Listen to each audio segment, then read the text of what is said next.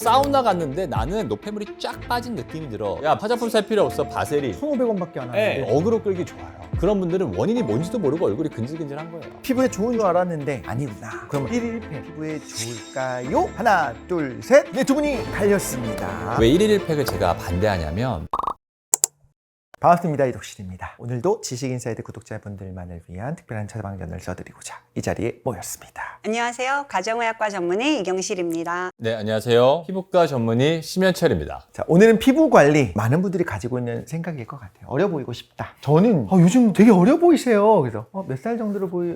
이렇게 물어보면 제 나이를 말해요. 그런데 이런 비법을 오늘 좀 공개해 주신다고 들었어요. 피부를 젊게. 그래서 어떤 요소가 겉으로 보이는 나이를 가장 크게 결정하는지 여러 가지가 있겠지만 나는 요거 이런 것들 다 오늘 공개해 주시면 좋습니다. 크게 세 부류로 나뉘어요. 첫 번째가 피부, 두 번째가 체형, 그리고 세 번째가 표정. 근데 피부는 어떻게 하면 좀 어려 보이냐? 제가 이 네 가지로 항상 요약을 합니다. 첫 번째, 피부의 톤이 균일한 사람. 두 번째가 결, 텍스처가 균일한 사람. 세 번째가 컨투어, 굴곡이 매끈한 사람. 네 번째는 피부에 광택이 나는 거. 이렇게 네 가지가 충족이 돼야지 좋은 피부고 또 어려 보이게 되는 거고, 체형 같은 경우에는 아무래도 관리된 모습, 그리고 저는 이 자세를 되게 중요하게 생각하거든요. 좌우 비대칭이 맞는, 저도 그러지 못해요. 그래서 저도 항상 운동할 때 이 좌우 대칭, 코어 이런 거를 좀 나이가 들수록 더 중요하게 생각하더라고요. 그리고 세 번째는 표정인데 그 특유의 느껴지는 좋은 인상들이 있어요. 여유롭고 무조건 막 웃는다고 좋은 것이 아니라 뭔가 울상이고 미간에 주름이 약간 가 있고 이런 사람들보다는 여유롭고 웃는 인상, 이런 게 더 젊어 보이는.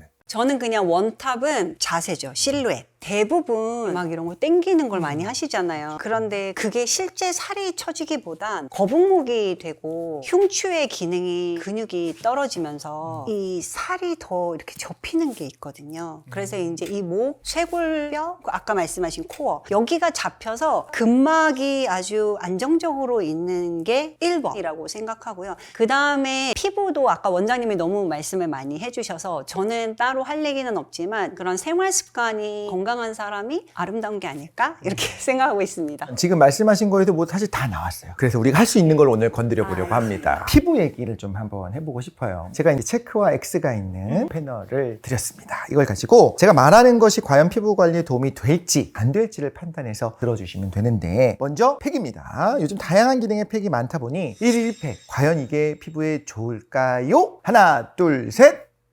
네, 두 분이 갈렸습니다. 네, 자, 이효시 원장님. 일단 포인트는 할 수 있으면 하세요. 꾸준함이라는 게 인간에게 가장 어려운 거고요. 그걸 사가지고 2주만이라도 하시면 좋은데 저는 그런 의미에서는 도움이 되실 것 같아요. 이게 본인의 루틴이나 리추얼 같은 거거든요. 팩을 붙이고 뭔가 힐링을 하고 하루를 마무리하고 이런 루틴이 되면 너무 좋겠는데 대부분 분들이 술 먹어서 안 하시고요. 심지어 안 씻고 주무시고요. 그러니까 저는 일단 목표는 1일 1팩을 하셔도 된다 생각이 되고, 다만 제품을 좀 순한 걸로 선택해야 할 것 같다. 이렇게 피해 가시네요.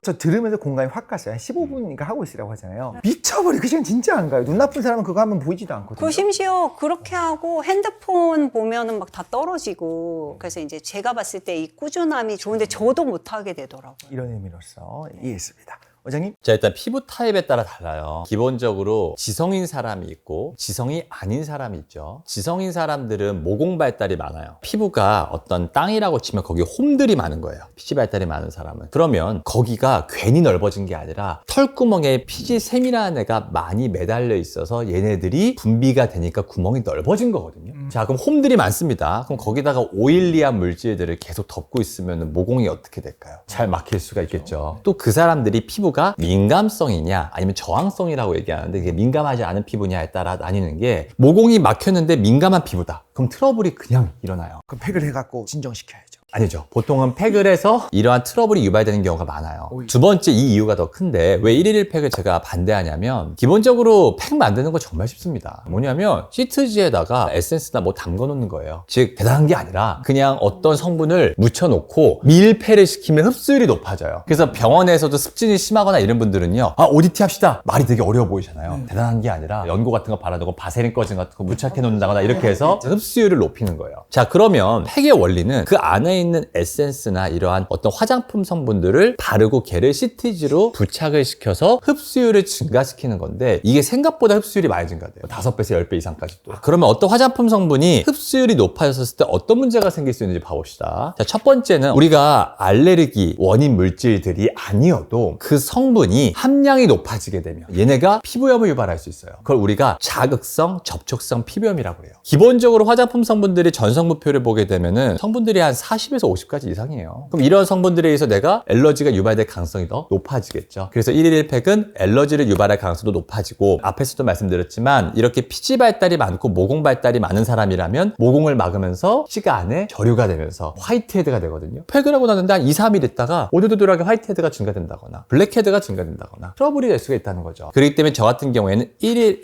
1팩은 추천하지 않고 건성이면서 피부가 예민하지 않은 타입은 1일 1팩 해도 문제가 안 되는 경우도 있습니다, 당연히. 하지만 평균적인 사람들을 봤었을 때는 일주일에 한 2번, 한여름에 피지 발달 많은데 하는 것보다는 건조한 시기에 좀 더 빈도수를 조절해서 해보면 좋을 것 같다. 이렇게 말씀드릴 수 있겠네요. 혹시 오이, 요거트 그런 거는 알러지를 유발하지 않을 것 같기도 하고 정말 많이 나온 질문이에요. 근데 오이는 진정작용이 있거든요. 차갑게 하면은 아무래도 쿨링까지 되니까. 근데 문제는 우리가 오이를 썰고 이러한 과정에서 사실은 오이 표면이 굉장히 깨끗할 가능성이 높진 않아요. 그러니까 세균 감염의 가능성들도 훨씬 증가할 뿐만 아니라 기본적으로 오이든 감자 전분이든 아까 말씀드렸다시피 자극성, 접촉성 피부염은 농도가 높아지면 생길 수가 있어요. 그리고 또 결정적인 게 뭔지 아세요? 요즘에는 팩값이 감자 전분이나 오이팩 만드는 것보다 가격 차이가 얼마 안 돼요. 그러니까 그 고생을 하면서 그렇게 할 필요가 없습니다. 자, 이번에는 사우나입니다. 더운 곳에 땀 한번 쫙 빼고 나면 몸뿐만 아니라 노폐물이 쫙 빠지는 느낌도 나고 좀 냄새도 좀 없어진 것 같은 느낌이 드는데 실제로 효과가 있을까? 이건 1인 1사우나입니다. 하나, 둘, 셋.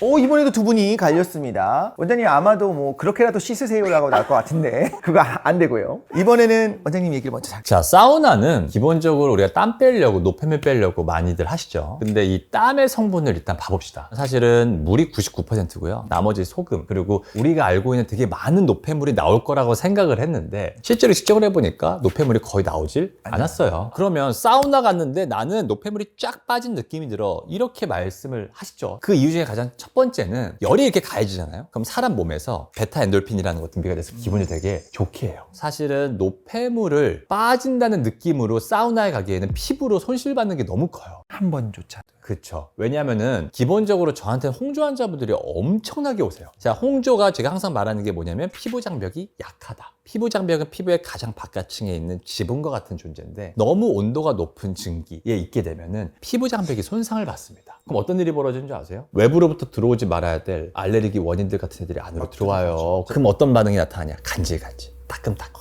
예민해지게 되는 거예요. 그리고 혈관이 확장돼서 어떻게 돼요? 붉어져요. 그럼 뭐라고 느낄 것 같으세요? 피부가 얇아졌다고 착각을 많이 하는 거예요. 실제로 두께가 줄어든 게 아닌데 피부가 얇아졌다고 느껴요. 그래서 저는 항상 사우나 같은 거는 반대. 뜨거운 증기는 진짜 피부에 좋지 않아요. 샤워도 저는 길게 하지 말라고 하는 이유가 그거예요. 그러니까 제가 항상 하는 말이 거울에 김 서리기 전에 끝내라. 거울이 김이 서린다는 얘기는 둘 중에 하나예요. 첫 번째, 너무 뜨겁게나 아니면 두 번째, 너무 길거나. 그러니까 물론 하다가 당연히 김이 서리겠지만 김 서리기 전에 끝내야지. 이런 마인드로 해야지 피부 장벽엔 더 도움이 됩니다. 자, 원장님 체크하셨습니다. 저는 적절한 수준에서의 반신욕이나 사우나는 부가적인 힐링 효과가 있다고 이제 생각해서 O를 들었고요. 근데 이제 저도 환자분들 중에 70대 이후의 남자분들 보면요. 고혈압, 당뇨, 고지혈증 하나도 없어요. 암도 없어요. 심장병도 없어요. 그런데 그런 분들 중에서 사는 게 진짜 괴롭다고 하는 분들은 딱 하나예요. 다리가 너무 가렵다. 다 젊었을 때 사우나에 많이 가셨던 분들이에요. 이제 환자분들 중에 진짜 교감신경이 우세한 분들이 있어요. 그러니까 일이 많아지고 로딩이 높아지면 긴장도가 높아지는 분들이 계세요. 그래서 이런 분들은 명상이나 마음 챙김이나 이 사우나가 그런 목적 중에 하나로 활용되면 좋고요. 또 완전 반대가 이제 부교감 우세인 분들. 그러니까 평소에 혈압이 조금 낮으시고 심박수가 조금 느리시고 이런 분들은 이 사우나를 하시는 게 힐링 효과조차 없기 때문에 반대 반대. 그 다음에 이제 술 드신 다음은 완전 반대. 실제 많은 사건 사고들이 음주 후 사우나 하시다가 심근경색 되는 경우 많죠. 그래서 이런 분들 주의하셔야 되고요. 젊을 때 사우나를 너무 즐겼더니 나이 들어서 계속 간지럽다고 했잖아요. 그러면 피부 장벽이 한번 깨지면 오래 가나요? 회복이 돼요. 자, 피부 장벽이 손상을 받았다고 하는 위치가 주로 이제 얼굴이죠, 사람들이. 아무래도. 문제는 얘네들도 솔직히 무릎 까진 것보다는 데미지를 받은 상태가 아니에요. 탈과상은 잘 상처 아물게 하면 아물잖아요. 근데, 그럼 얼굴은 왜 안 아물어? 이렇게 생각하실 수 있죠. 왜 그럴 것 같으세요? 얼굴을 가만히 놔두지 않아요. 왜? 우린 거기 위에 밖에 나갈 때 선크림을 꼭 바르라고 얘기해. 그럼 선크림을 바르잖아요. 클렌징도 꼭 하죠. 메이크업 했으면 이중 세안을 해. 여기에 누가 효과 좋다고 그래서 뭘 발라. 막 민간요법 써. 아까 막 전분 쓰고 뭐 해. 그러니까 어떻게 돼요? 자극이 또 가해지는 거예요. 자, 그럼 비슷한 맥락인데 화장품 판매하는 곳에 가면 필링, 예전에 흑설탕 뭐 이런 것도 좀 유행했었던 거고 여러 가지 있었었잖아요. 각질을 제거하면 화장도 좀 잘 먹고 일단 울퉁불퉁한 것도 좀 사라지고 화이트헤드도 없어지는 것 같은 그런 느낌이 드는데 각질 제거 그래도 주기적으로 한 번씩 해야 되지 않나? 추천하시는 편인지 무조건 하지 않는 것이 좋은지.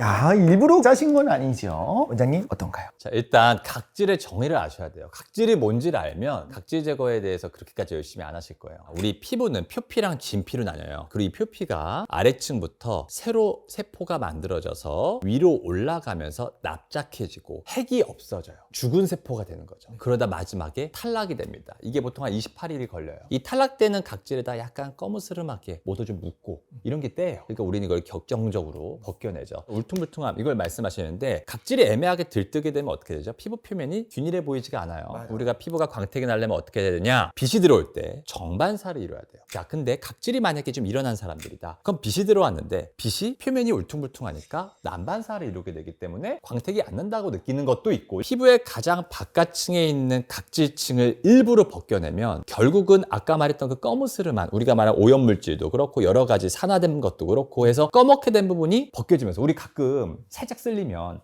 살색이 뽀얗게 보이는 경우들 있잖아요. 그러면은 당연히 안쪽에 있는 프레쉬한 살들이 노출이 되니까 어떻게 돼 보여요? 밝아 보이잖아요. 그러니까 피부 결과 밝아 보이는 것 때문에 때를 미는 게 좋다라고 생각하는데 그런 분들이 왜 있냐면 피지 발달이 많은 사람들이 각질층이 쌓이게 되면 모공의 입구 쪽도 각질층이 막게 됩니다. 그럼 어떻게 돼요? 피지가 원활하게 못 나오니까 얘들이 막혀있게 되죠. 그럼 그런 사람들한테 각질을 살짝 뚫어주게 되면 피지가 원활하게 분비가 되니까 피지 발달이 많고 여드름성 피부 타입들은 우리가 필링을 보통 하는 이유가 그건데 문제는 뭐냐면 건조한 사람들이 문제인 거예요. 건조한 사람들이 각질이 들뜨잖아요. 그것도 우리가 밀어요. 사회적 풍토가 야 이거 해야지 피부결이 고와지고 그리고 좀 밝아진다라고 하니까 건조한 사람도 각질을 미는 거예요.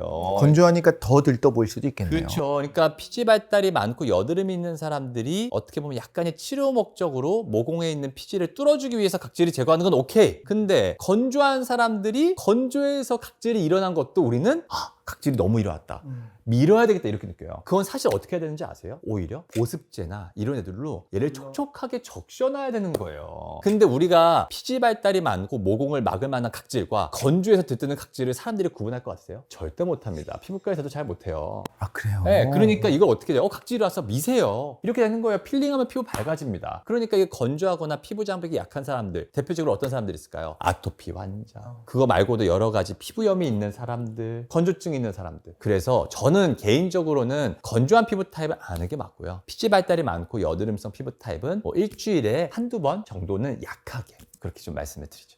그리고 이제 원장님은 주로 피부과 전문의시면서 주로 얼굴을 걱정을 많이 하는 분들이 오다 보니까 얼굴 위주로 말씀해 주셨는데 저는 또 이제 어르신들이 많이 오니까 다 종아리에 그 각질 하얗게 일어나네. 근데 그거를 보고 온천에 가시거나 거기 가서 막 밀고 이러시는데 원장님이 말씀하신 그게 딱 맞아요. 그러니까 하얗게 일어났을 그 부위는 수분 크림을 많이 바르셔야 되는데 이런 분들이 끈적끈적한 것도 별로 안 좋아하시고 깔끔한 성격이에요. 깔끔한 성격인 분들이 이거를 또 되게 싫어하셔가지고 그거를 좀 이겨내는 게 사실 되게 중요한 것 같아요. 그리고 또 뜨거운 물에 들어가서 그 따끔따끔한 게 뭔가 희열이 있거든요. 그거에 중독되지 않게 하시는 게 매우 중요하고 그런 분들은 이제 각질 제거를 하지 않으셔야 될 것 같고요. 생애 각질 제거 한 번 정도 해봤는데 피부가 뒤집어지는 것 같다면 절대 이제 평생 안 하는 것이 또 옳은 거고요. 아, 여기서는 또 이제 두 분이 또 같은 의견으로. 자, 이건 정말 궁금했습니다. 이런 영상이 돌아다니는데 피부에 피부에 바세린, 보습의 짱이죠. 마데카솔, 새살이 살살 돋습니다. 이런 걸 바르면 다른 화장품 뭐하러 바르냐, 이런 영상이 굉장히 화제가 됐어요. 실제로 그런 제품들 효과가 좋으냐, 두 개가 좀 다르니까 둘 중에 하나라도 효과가 있으면 체크를 해주시면 됩니다. 자, 하나 둘 셋. 이것조차 이거 되게 흥미롭습니다. 여기에 체크를 하신 거는 너무 궁금해서 먼저 듣고 싶어요. 바세린 같은 경우는 이제 수분이 날아가지 않게 하는 목적. 그러니까 얘가 보습을 해줄 수는 없고요. 기존의 것들이 안 날아가게 해주는 거기 때문에 본인의 수분이 없는 상태로 계속 바르게 되면 이 피지선이 더 발달하면서 더 안 좋아지고 노폐물이 쌓이니까 저는 바세린은 개인적으로 쓰는 거를 권하진 않아요. 다만 뭐 환자분들 중에 큐티클처럼 이런 부위에 많이 바르시더라고요. 그래서 그런 정도는 괜찮지만 여기조차도 계속 바르시다 보면 더 건조해진다 이렇게 느끼시는데, 그 이유는 아까 말씀드린 것처럼 바세린이 수분을 공급해 주는 건 아니다. 이걸 이제 꼭 기억하시면 좋겠고, 두 번째 이제 마데카 같은 경우는 마데카 크림이 따로 화장품이 나와 있거든요. 시카라는 그 성분 자체는 재생과 뭐 이런 능력이 있지만 피부라는 게 재생만 중요한 건 아니니까 그 성분 자체는 뭐 사용하실 수 있지만 화장품이 있다, 이거를 말씀드리려고 제가 이걸 들어봤습니다. 원장님 어떨까요? 바세린은 사실 피부에 되게 좋아요. 그 이유가 밀폐와 보습 능력이 되게 뛰어난 거죠. 우리가 상처를 아물게 하려면 첫 번째 밀폐, 두 번째 보습이 정말 중요하거든요. 근데 바세린만큼 그 상처 부위를 밀폐시키고 보습을 시킬 만한 게 좋은 게 없는 거야. 근데 문제는 이게 우리는 얼굴에 쓰잖아요. 우리 몸에는 피지가 있는데 이 피지가 얼굴에 거의 압도적으로 대부분 있습니다. 자, 이 피지에서는 개기름이 분비가 돼요. 근데 우리가 밀폐와 보습 능력이 좋다라고 해서 기름 성분들을 얼굴에 바르게 됐었을 때 요즘에 그게 엄청 유행이 됐어요. 왜냐면 너무 싸거든. 어그로 끌기 좋아요. 1,500원밖에 안 하는데. 네. 자, 근데 이게 도움이 되는 분들이 있습니다. 어떤 분들? 연령대가 좀 있어서 피지 발달이 거의 좀 없고 건성인 피부 타입. 근데 연령대가 높아도 피지샘 발달이 생각보다 많이 감소가 안 돼요. 그리고 남성분이나 이런 분들은 실질적으로 바세린 같은 거 열심히 썼었을 때 모공이 막히는 거예요. 근데 그 모공 막히는 현상이 바로 다음날 나타날 것 같으세요? 아니요. 며칠 걸려요. 그렇기 때문에 사람들이 며칠 뒤에 생기니까 모르는 경우들도 많아요. 그러니까 제가 항상 얘기하는 게 뭐냐면 바세린 피부에 너무 좋다. 근데 얼굴에 사용하는 건 주의해야 된다. 그렇기 때문에 저는 바세린은 어느 부위에 사용하라고 얘기하고 싶냐면 입술은 이렇게 피지 발달이 되는 건 아니에요. 세미 분비가 되지만 그렇기 때문에 그 부분은 리치하게 기름을 발라주면 좋습니다. 그리고 어디? 상처 부위. 상처에는 이만한 보습이나 밀폐가 되는 또 성분이 없어요. 하지만 이거를 얼굴에다 섞어 바르는 건 비추천합니다. 지금 이제 마데카솔을 얘기를 해볼게요. 마데카솔이 아주 크게는 마데카솔과 복합 마데카솔은 아닙니다. 마데카솔은 아까 말했던 병풍 추출물, 우리가 뭐 시카 어쩌고저쩌고 그리고 마데카 소사이드 이런 병풍 추출물에서 기원한 건데요. 복합 마데카솔은 여기에 네오마이신이라고 하는 항생제랑 헤드로콜티손이라고 부르는 약한 스테로이드가 포함이 되어 있는데, 우리가 상처가 있었을 때 항생제도 중요하지만 스테로이드를 살짝 써주면 초기에 그 염증 반응이 잘 잡혀요. 한마디로 복합적으로 두루두루 쓰게 만든 거예요. 그런 개념인데, 근데 우리가 만약에 연고를 만드는 사람이에요. 적응증이 어디예요? 상처죠. 그러면 당연히 아까 말한 바세린처럼 베이스가 되는 물질들은 어떤 성분을 쓸 것 같아요? 완전 앰플처럼 유분기가 거의 없는 애를 쓸 것 같으세요? 아니면 유분기가 많은 걸 쓸 것 같아요? 찐득해야죠. 그래야 그쵸. 붙어 있으니까. 그렇죠. 그러니까 그 상처 부위에 잘 밀폐가 되는 게 목적이에요, 이 의약품은. 근데 이러한 의약품들은 발림성을 염두에서 만들었겠어요? 얼굴에? 피지라는 특수한 부위가 있는 얼굴을 대상으로? 아니죠. 일단 리치하게 유분기가 있게 만든다 이거예요. 그러니까 저는 마데카솔을 가지고 화장품으로 쓰는 건 완전 비추천이다. 피부 장벽을 위해 씻자마자 나의 수분을 위해서 바르는 그 토너. 사실 토너를 바르지 않아도 된다는 분들이 있더라고요. 네. 뭐가 진실일까요? 토너는 바르는 것이 좋다, 바르지 않아도 된다. 하나, 둘, 셋, 토너! 발라라! 토너는 두 분 다 바르라고 하시네요. 네. 자, 일단 토너가 왜 요즘 이런 얘기가 나오냐면, 토너 자체가 예전에는 알칼리성을 띠는 세안제였죠. 세수 비누도 막 쓰게 되면 막 여기 막 엄청 뽀드득 소리 났었죠. 그러니까 이게 알칼리성을 띠기 때문에 얘네들이 피부 표면에 세안을 하고 난 다음에는 얼굴 표면이 너무 알칼리성을 띠게 되는 거예요. 근데 우리 사실 피부는 약산성을 띄어야 좋다는 얘기는 많이 들어보셨죠? 그러니까 알칼리성을 띠니까 이러한 토너가 피부 표면을 약산성으로 도포를 시켜주는 거죠. 그리고 또한 또한 우리가 세안 이후에 남아있는 잔여물들을 옛날엔 다 어떻게 했어요? 닥토라고 그래서 화장솜에다 이렇게 묻혀서 닦았었었죠. 남성분들이야 이렇게 막 광고해가지고 막 찹찹찹 했지만 기본적으로 여성분들은 다들 이렇게 화장솜으로 이렇게 해서 많이 닦았어서 썼었죠. 근데 이제 토너 같은 경우가 애매해진 거예요. 왜? 첫 번째, 요즘에 약산성 세안제가 많이 나오게 되면서 기본적으로 세안 이후에 생각보다 피부가 알칼리성을 많이 띠진 않는 거예요. 그리고 또한 우리가 닦아 쓰는 토너로 이렇게 화장솜으로 문지르니까 피부에 장벽에 손상이 가해지는 거예요. 그러니까 이런 것들이 이슈화가 되니까 이제 토너를 쓰면 안 좋다 이런 얘기를 했는데, 왜 저는 토너를 그래서 좀 쓰라고 얘기를 하냐면, 우리가 약산성 세안제를 쓰더라도 생각보다 약알칼리성 세안제가 적재적소에 굉장히 필요해요. 특히 저는 메이크업 이유나 썬블럭 같은 거 무기자차를 썼을 때는 약알칼리성으로 닦아내는 거를 추천을 하고, 평상시에는 그걸 제외한 나머지 시간에 약산성을 쓰라고 얘기를 하거든요. 그렇기 때문에 우리가 피부를 약산성으로 만든다는 취지는 좋기 때문에 당연히 물성이 있는 토너를 발라주는 게 좋은데, 바를 때 화장솜으로 쓰지 말고 손으로 발라주는 거는 좋은 과정이다. 세정력만큼은 알칼리성을 이길 수 없으니 두 개가 일단 있어야 되고, 저 같은 사람은 뭐라도 하나 사세요. 뭐라도 하나 있어야겠네요. 자, 오늘 영상을 보면서 충격을 받으신 분들이 많이 있을 것 같습니다. 좋다는 줄 알았는데 아니구나 라는 걸 깨달으셨을 것 같아요. 그러면 토너, 스킨 로션, 앰플, 크림, 나이트 크림, 여러 가지 굉장히 많이 있잖아요. 그렇죠. 이걸 다 바르는 게 도움이 되는가? 제가 항상 강조하는 게 뭐냐면, 화장품의 개수를 줄이되 똘똘한 제품을 선택해서 빈도수로 조절하라고 얘기를 해요. 우리가 화장품을 쓸 때 에센스, 세럼, 앰플, 수분크림, 크림, 영양크림 막 이런 식으로 바르는 분들이 계시죠. 그렇죠. 자, 이렇게 종류를 여러 개 하면 나쁜 점이 있습니다. 뭐냐면, 한 화장품의 뒤에 전성분표를 보면 기본적으로 40에서 50가지 정도의 성분이 있습니다. 6개, 7개씩 바르는 분들은 200여 가지가 넘는 성분들이 피부에 접촉이 되고 있는 거예요. 자, 그러면 다양한 성분들이 접촉이 되면 그만큼 알러지를 유발할 가능성이 있는데, 문제는 제품의 개수가 많아지니까 알러지가 뭐 때문에 생기는지도 모르는 거예요. 또 더 나쁜 습관은 샘플 같은 거 받으면 이렇게 하나씩 돌아가면서 쓰는 습관들 있죠. 화장품이 매번 바뀌는 분들, 그런 분들은 원인이 뭔지도 모르고 얼굴이 근질근질한 거예요. 그리고 두 번째는 앰플을 만드든 크림을 만드든 로션을 바르든 수분크림을 만드든 영양크림을 만드든 우리가 그 화장품 성분의 베이스 성분들이 아예 물일 수가 없어요. 화장품은 물과 기름이 섞여서 만든 겁니다. 아예 물일 수가 없어요. 그렇기 때문에 우리가 알고 있는 기본적 보습용으로 나온 애들은 다 기본 베이스가 유분이 있어요. 모공 발달이 많고 피지 발달이 많은 저희 같은 사람들은 거기에 이불을 하나, 둘, 셋, 넷, 다섯, 6개 바르는. 그리고 내가 피부가 12시간 동안 촉촉해. 그 되게 좋은 화장품이다. 이렇게 착각을 하고 사는 경우가 많아요. 기름이라는 이불을 많이 덮은 건데. 그래서 제가 항상 이런 얘기를 해요. 기름이라는 이불을 2겹 정도만 지속적으로 덮을 수 있게 해라. 그럼 어떻게 해야 되겠어요? 자주 발라야 되겠죠. 이런 두 가지 이유만 따지더라도 화장품의 개수를 줄이는 게 중요하다. 저는 그래서 강조하는 게 토너 쓰고요. 앰플, 크림 딱 이 세 가지. 제 병원에 오시는 그 수많은 십수만 명의 환자분들 이거부터 다 뜯어 고쳐놔요. 자, 오늘 집에 있는 화장품 점검을 한번 해보고 앰플, 크림, 토너 외에는 다 갖다 버리는 걸로 하겠습니다.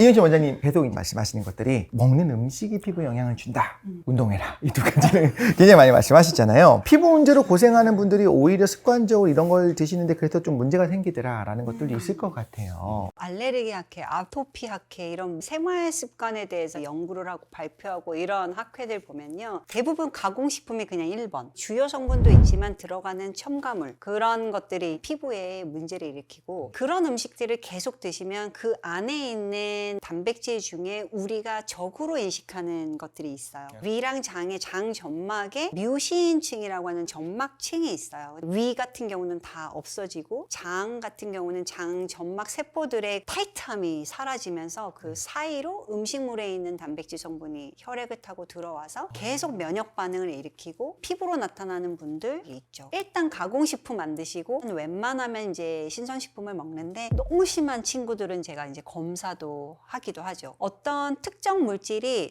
조금 들어왔을 때는 문제가 아닌데 양이 많아지면 이런 면역 반응이 생기는 걸 이제 지연성 면역 반응이라고 해요. 예전에 라스에 쌈디님이 나와서 음식 과민성 검사를 했더니 우유가 나왔다. 근데 찾아보니까 우유가 들어있는 게 되게 많더라. 우유가 들어있는 웬만한 가공식품, 심지어 라면조차도 이제 안 먹었다. 피부가 진짜 너무 좋아져서 그 질문의 답이었거든요. 있어요. 그래서 제가 저희 환자도 한 분, 두 분인데 좀 심한 분들 가져왔는데요. 이분은 이제 15세 남자 친구예요. 매일 배가 아프고 아토피가 너무 심해서 온 친구인데 이 친구도 보면 이제 보통 90종에 대해 지연성 검사를 하고요. 이분도 우유나 우유 단백질, 계란 이런 거에 다 이제 지연성 면역 반응이 있었고 그로 인해서 이제 증상이 있죠. 다만 이게 설왕설래하는 영역이 있어요. 왜냐하면 이게 영원한 것이 아니고 이 사람의 현재 컨디션을 의미하거든요. 그래서 좋아지고 나면 그 다음에는 우유를 드셔도 큰 문제가 없을 수 있습니다. 그런 포인트가 있고 이런 피부에 영향을 주는 것 중에 나한테 진짜 안 맞는 음식이 사람에 따라 다른 부분이 있는데요. 결론적으로는 밀가루랑 탄산음료랑 그 웬만한 가공식품, 특히 편의점에 파는 거야. 그러면은 이제 그거를 줄이는 것만으로 피부는 진짜 많이 좋아질 수 있습니다. 근데 이 부분도 좀 놀라운 것 같아요. 이제 우리가 피부 때문에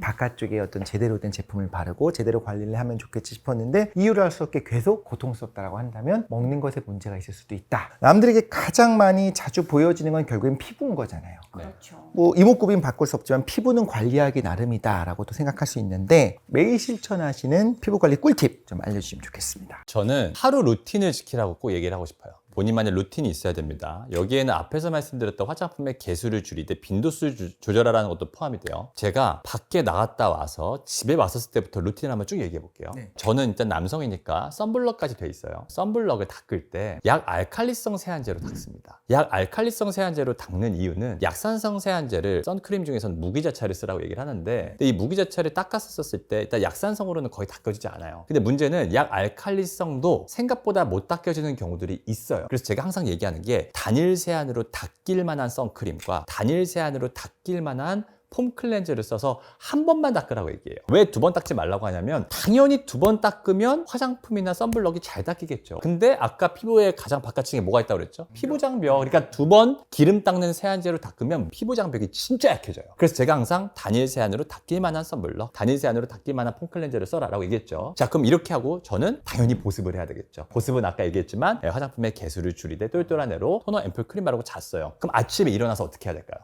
일단 그 전날 깨끗하게 닦여진 상태고 약 알칼리성 세안제를 썼으니까 피부가 좀 예민할 수는 있잖아요. 그러니까 아침에 일어나서는 저 같은 경우 약산성 세안제를 쓴다 이거예요. 저는 가끔 피부가 너무 예민한 사람들은 물로만 하라고 그래요. 아니 근데 약 알칼리로 한 다음에 네. 약산성을 한 번 더해서 산성화 시키면 안 돼요? 중성화겠죠. 중성화.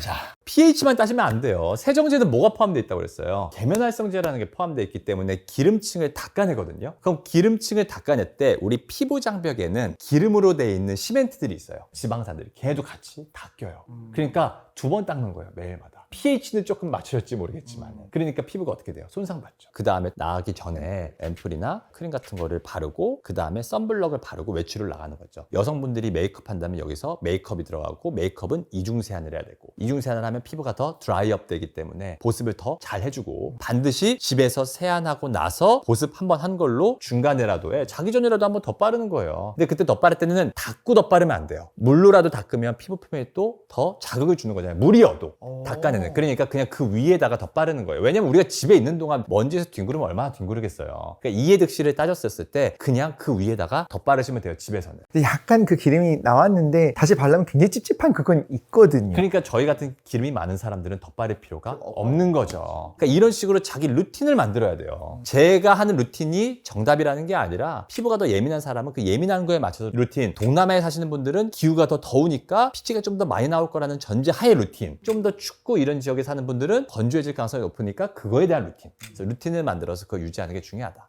지금까지 저는 그런 걸 안 하고 살았는데 한번 해볼까? 좀 맞아요. 재밌겠는데 맞아요. 나한테 맞는 걸 해서 좀 덜 늙어가면 좋겠다 이런 생각이 들기도 해서 오늘 좀 도전적인 시간이었던 것 같습니다. 그래서 피부에 좋은 줄 알고 귀찮음을 무릅쓰고 운동할 시간 쪼개서 내가 직접 수제 집에서 홈메이드로 만들었던 그 수많은 것들이 알고 보니 악영향 혹은 무의미했다라는 것을 깨달아서 좀 놀라운 사실을 좀 배웠고요. 저희는 다음에도 더 재미있고 유익한 흥미로운 주제로 돌아올 테니 많은 관심 부탁드리겠습니다. 감사합니다.